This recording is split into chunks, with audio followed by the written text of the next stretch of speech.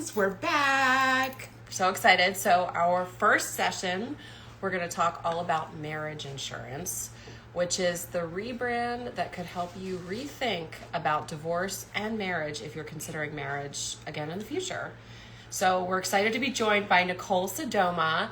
She is one of our sponsors for DivorceCon, so we're so appreciative of her support. We are, we're excited to chat with her today. We've chatted with her before, and we think that her rebrand of prenups is a brilliant way to bring information and education to people, because I think it's something that everybody needs to realize is not a bad thing, because I feel like prenup has one of those icky stigmas associated with, kind of like divorce, but I feel like it might even be a little worse than divorce in some ways. Yeah, absolutely. Or people are resistant to do it. So good day. Like, people come in with questions, and we love this. So Nicole's going to join us in a moment, but in our kickoff session that we just had, we had some people commenting and already, sort of doubting the validity of saying marriage insurance. Like, we're not calling it what it is, but I think that's exactly what it can be, and why we're excited to talk with Nicole about why it can be reframed as such, because sometimes it isn't what you call something. I recall, like, whenever I was first divorced, people were all very just refused to let people name the end of the relationship with my ex after 22 years as being a failure. It's not a failure. Hey, Nicole. Hi, ladies. We're so excited to have you back. Thanks. I'm so honored. I get to be the first one. I think I'm a little nervous. Yes. No. Oh my God. You're a pro. You're amazing. And this is a great way to kick off the conversation, like the whole event, I think. Yeah. Yes, Absolutely. I agree. It's perfect timing. Yeah. Exactly. And also, we can already see that, one, people said they have questions, and two, people are, doubting that the power of reframing this as marriage insurance. So as we get into it, we know you're going to make the case, because all good attorneys make the case, right? That probably was where I went wrong with the marrying an attorney. No, just kidding. Just kidding. Just jokes. No, he's we're great friends. We're great friends. So anyhow, all right. Well, I guess we're gonna. Would you take a moment to, like, introduce yourself to the group, to the audience? Yes, my name is Nicole Sodoma. I'm a family law attorney. I'm in the Carolinas. I have a practice here. I've been practicing for 25 years, almost all of that in the area of family law. And I practice among 50 something lawyers. That is pretty much all we're known for. I'm also a parenting coordinator. I do collaborative and litigation. I'm also divorced. I'm a stepmom, blended family, you name it, you guys. Yeah. So you've lived it, and you live and breathe it, pretty much. Yes, my new favorite thing to say is that I do relationship autopsies. That's what I do as a divorce attorney. Relationship autopsies. Isn't that good? Yes, It is because good. We've talked about that before, like a marriage autopsy, like what you do, like to assess where you went wrong in all the ways after yes, marriage. But I feel like yes. I love the relationship autopsy too. Yeah, because it's open. I mean, it's inclusive, because I think that's just good practice, whether you're contractually bound through a marriage or not. But it's the practice of reflection and autopsy, uncovering things that can potentially inform a better outcome later. It's like research. Well, for sure. So to kick off the conversation. Sorry. Oh, no. Go. No, you're fine. I was just going to ask you with your first question to kick off the conversation. Where did marriage insurance come from? And what's the reaction that you first get to clients when you share the idea with them? So marriage insurance came from the look on people's faces when I say, regardless of what age you are, whether we're talking about your children getting married or you getting married, when I say, oh, did you guys have a premarital agreement or a prenuptial agreement? And the look on their face, right? So it's the conversation is changing. And I thought, well, if we call it something different, maybe it will be less scary. We think of estate planning as being responsible. If we say we're planning for our death, well, that's a lot scarier. So, I mean, just, by that analogy. And the reality is when you get married, it is the biggest contract you will likely ever be in, right? So Yeah. we need to be paying attention to it in a real way. So Yeah. marriage insurance, that's where the whole concept came from. And it's really in the words and the conversation. So Mhm. yes. Yeah. I love it. And I mean, we were talking in the kickoff, like you get insurance for health insurance, dental insurance, car insurance. Like, why shouldn't you get marriage insurance? Right. And again, I think it's a great tool. Like it's a mechanism for opening up a conversation Hmm. about this union and what that union is going to look like and what expectations people are going to have of each other and talking about it openly, because Lord knows the number of things in my head that I thought, oh, it's going to be like this. If I would have verbalized those things, probably, like, maybe I would have had a different marriage experience. So But even if you did verbalize them, there are no guarantees that he heard yeah. it the same way that you intended, or that you remember what you thought, Yes. or that life Yes. didn't change. What if you were you didn't weren't sure if you were going to have children, or you did have children and one of you Yeah. decided to be a stay-at-home parent? Well, that's a very different scenario than what Mhm. you had planned. And also, don't forget, it takes two to say I do and one to say I don't. Getting Right. married is Yeah. emotional, getting divorced is legal. And so Mhm. Yeah. those are two very different conversations. So we should be Yeah. That's having them while we're in love.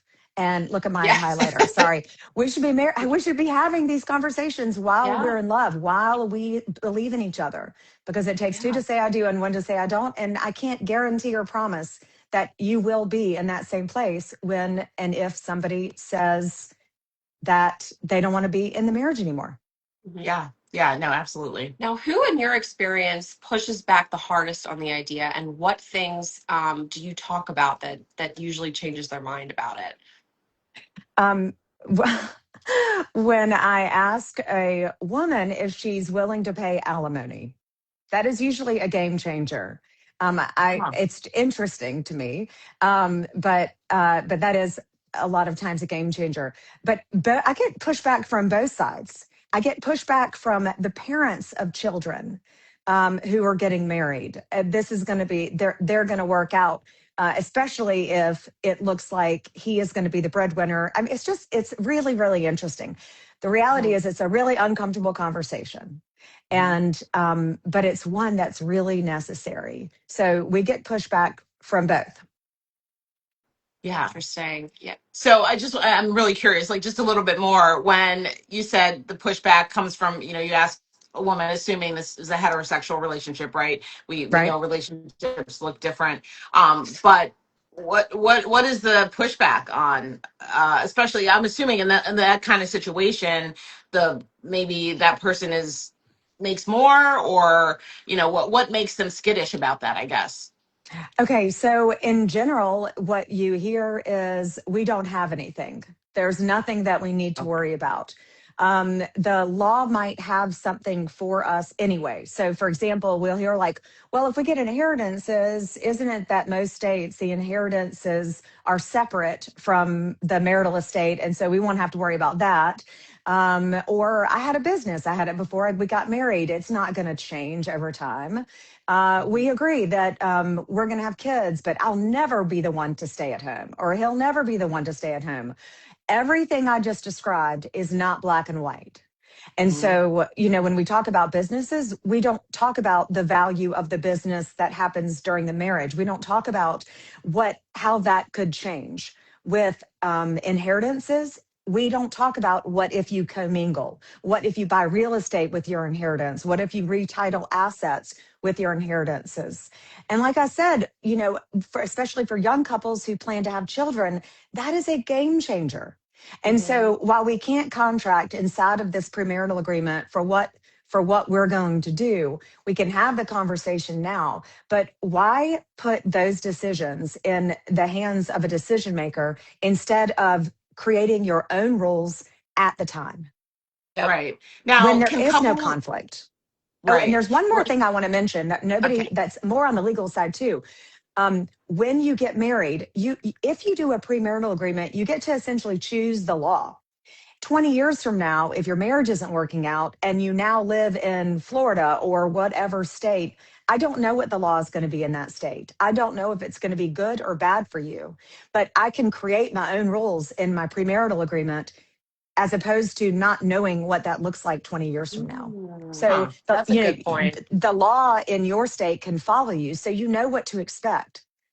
Right, right. So That's a really good point for sure. Because again, this is our life is completely unwritten, right? So now, so can couples have this conversation without a formal prenup? I mean, clearly it seems like they could, but that's just really not enough in your mind. But could that be a starting point? Um, and when do you bring that up? listen, good marriages are built on hard conversations. Okay. There is no True. question. And Mhm. I'm a marriage loving divorce attorney. And looking back, when I got married for the first time, I didn't want to have any of these conversations. Yeah. And they're hard conversations to have. Is there a good time? Don't have this conversation after you paid for the wedding venue, right? I'm just Right. kidding. Okay, so have these conversations early. They're good, hard conversations, and you know, uh, and maybe you don't end up signing something, but know that you can have the good, hard conversation. If you're not ready to have that good, hard conversation, then you might not be ready to get married. What are you afraid of? Why aren't Mhm. you comfortable having this conversation? I used to say, I would tell, teenagers and 20 somethings, if you're afraid of going into the grocery store or the pharmacy and buying a condom, then you're probably not ready to have sex. Like Yeah. I if mean, you're scared of those things, like something is in your body telling you, I am not ready. So Yeah. listen to that intuition. Why aren't you ready to have this conversation? What is uncomfortable to you? Because, oh my that might gosh. be a whole nother conversation. And why am I doing this and what's important? So If only I had heard this conversation like 10 plus years ago before I got married, like I feel like I would have had a completely different mindset. But you're right, like the hard conversations, I mean, you have to have them. And I think that in society, there's also this like stigma that like if you don't believe in love, is love enough? And I think that everyone that's gone through divorce or just, any relationship issue is it's not. Like you really do need protections in place and you need boundaries for yourself and you need all those things. So, and one other question that just came to mind. I mean, I feel like, of course, divorce changes the way you navigate the world and so many and future relationships. So, in a lot of ways, I think, for me, the sell is pretty easy, right? I'm like, if I were to ever get into another relationship, marriage, whatever it is, we're definitely getting marriage insurance, and I'm calling you, Nicole. So I hope you can do that where I live. But yeah, I'm definitely calling you. But I'm wondering, is the how I feel like the sell, and maybe you could tell us this, is the sell more difficult to people who are like kind of young and like still, really optimistic about the world. Not that we're not optimistic about the world, right? But life experience clearly. Seen some shit. Girl, we've seen some shit. yeah, Absolutely. Yeah. So, me too. yeah. Is it a harder sell? And, how can we really change the narrative in like a big, huge way? Because I think of my 22-year-old, she needs to know this. And her friends need to know this because I think that very, very normally, given their developmental stage, to be idealistic about love, it just really isn't. Mhm. I Sad think but true. I think that they're afraid of what their partner's going to say. I Hmm. think that it's that scary of a conversation. I think that they have an idea of what they think it will look like. And it's scary to talk about what if we fail. Yeah. And, I think also it's generational. It's what they're experiencing. I do these street walks sometimes where I'll just, we go on the street and ask hard questions. And I had a group of 20, late 20 something women, and every one of them said, no prenups for us. And then they said, my favorite line was, except with my second marriage, we'll have a prenup then.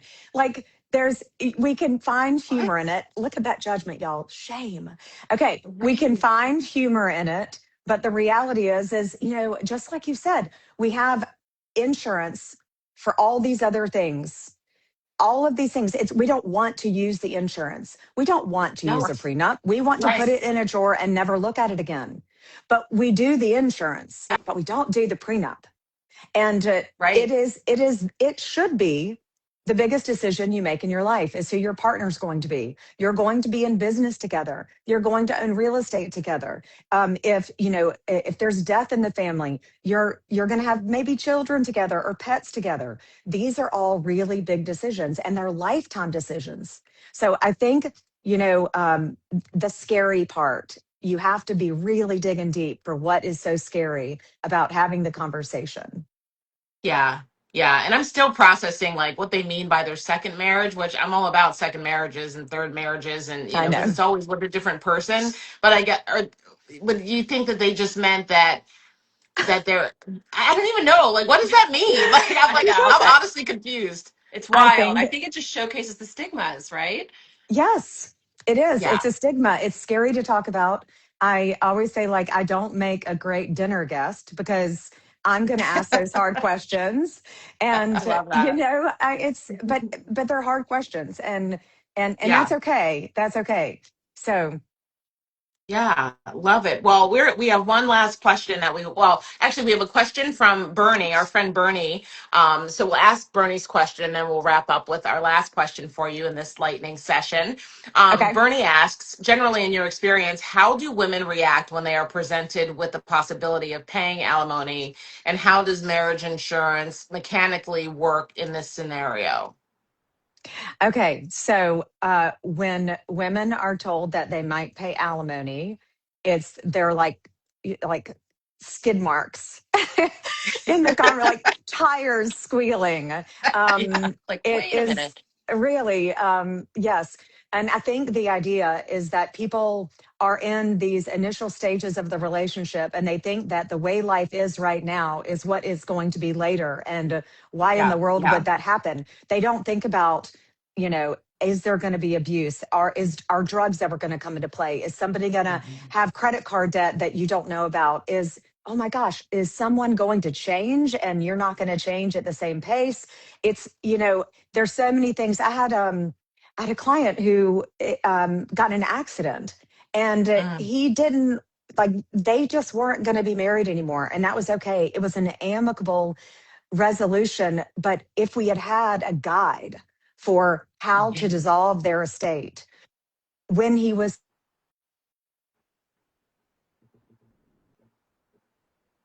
Oh, no, we lost are you. you We guys lost you. there? Yep, Oh, there you go. Yep. there we are. It would have been a game changer to be able to have I lost you again? Yes, I just for don't a know. second. Yeah. Okay, sorry about that. That's Okay, okay. so but to the second part of the question, from we're calling it marriage insurance. It is still a premarital agreement. There should still be full disclosure, but it is insurance in the event one of you decides to no longer be married for whatever reason. If it's salacious, if it's amicable, whatever it is, you're going to have a game plan Yeah. in place, and it will be the rules that you created together. Mhm. That's wonderful. Yeah. So for our final question, this is a practical, tactical question. What's the one thing that people almost never think to include in a prenup that you wish that they would? That's such a good question. God, did y'all send me that one in advance? No. I thought we did. Yeah. There can be a lot of sticky things that people leave out of prenups. I think of real estate. I think of the things that child support might not cover, the purchase of cars, bar mitzvahs, things outside of a typical child support guideline. Like, I want to have whatever I can put in there that would reduce conflict. college expenses if you have children. I mean, but again, we're talking about the law in your state right now. The law in my state says that we don't have to pay for our children after they turn 18 and have graduated high school. Well, my family value is that I help you through college. So Mhm. yes, and did my children's dad think the same thing? So I mean, these are conversations we can be having right now, because if your values change, you want to be able to know what to rely on. So if you Mhm. can't handle it, then if you have I want to think there's always going to be a gap, you guys. No lawyer will ever, if a lawyer tells you they're going to cover everything and that everything's going to be okay, you should run in the other direction. It's not true. False Okay. promises. Okay. Yes, it is. It's just not something anybody can guarantee. So it's thinking about tomorrow. It's thinking about what you want out of life and making sure that you're including it. All right. Well, we're going to wrap up with a little fun, a little lightning round of questions. Like no Okay. pressure. They're Okay. meant to be difficult because they're in binary. So no gray area.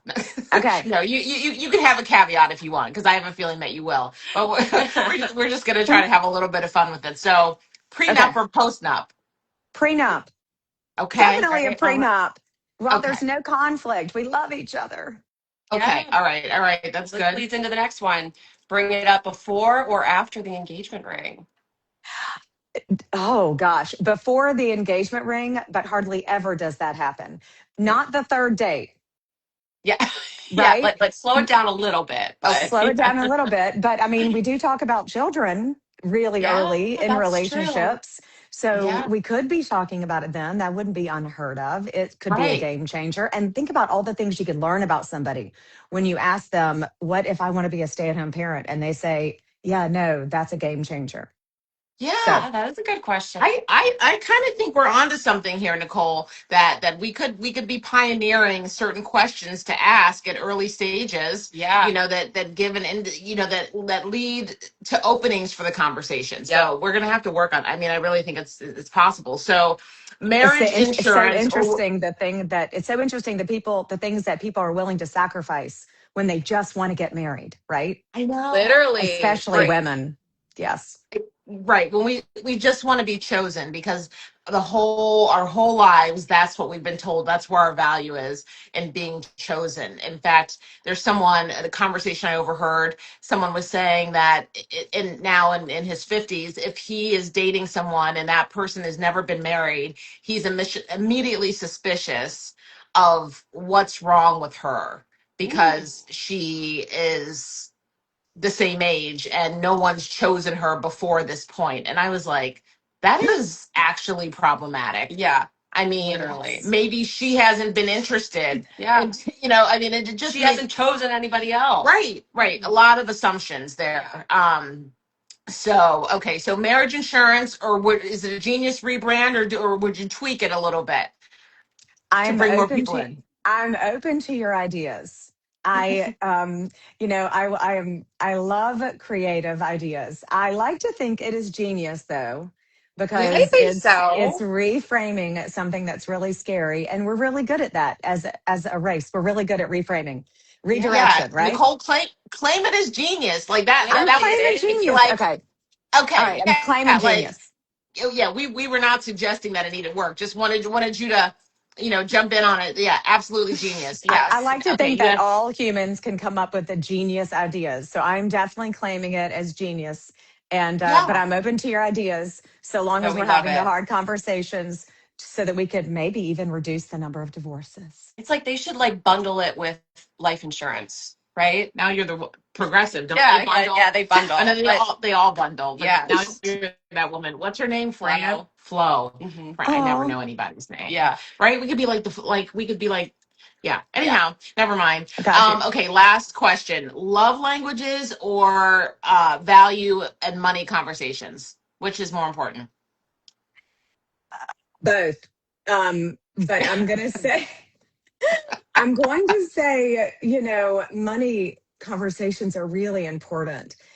Knowing your partner's love language, I think love languages can change, but the Yeah, way I you agree with see that. money doesn't necessarily change. And so my love language has changed over time. I know that there's some theories that you're supposed to stick, that you have this love language forever, but my value over money has not changed. And so I'm going Yeah. to say money conversations. All right. I love it. Yes. We look forward to future collabs because I think we love changing the narrative and changing conversations around topics that have been maybe misunderstood or undervalued because of fear and what we've been taught to believe. But we just love that you joined us for DivorceCon really as our keynote speaker. Great way to kick off the 2 days of fun. We appreciate your sponsorship. And again, we just look forward to doing more with you because you are onto something very genius. Yes. So thank you for sharing it with all of us. Yep. And can you just tell everybody really quickly where they can find you if they want to learn more about your law practice and kind of like the conversations that you're having around marriage insurance and other important topics? Yes, and tackling hard and nuanced ideas that we experience every single day in a season of separation and divorce and starting new. And congratulations to you guys for your kickoff. And you can find me pretty much anywhere, Nicole Sodoma, on all those platforms. So Instagram is my favorite right now. So hopefully you'll find me there. And I think at this point in my life, if you typed in Nicole divorce attorney, maybe I'd pop up there too. Okay. We love that. Yes. That's also genius. Yep. Yeah. So we'll see. Well, Nicole, We'll thank see. you so much. Yep. And thanks everyone for joining us for this session. We'll be back in a couple minutes to continue. But again, great way to start the day and the whole conference. Thank you, Nicole. Yes. Thank you, All right. Nicole. We appreciate Thank you you. guys. Bye. Bye. Bye.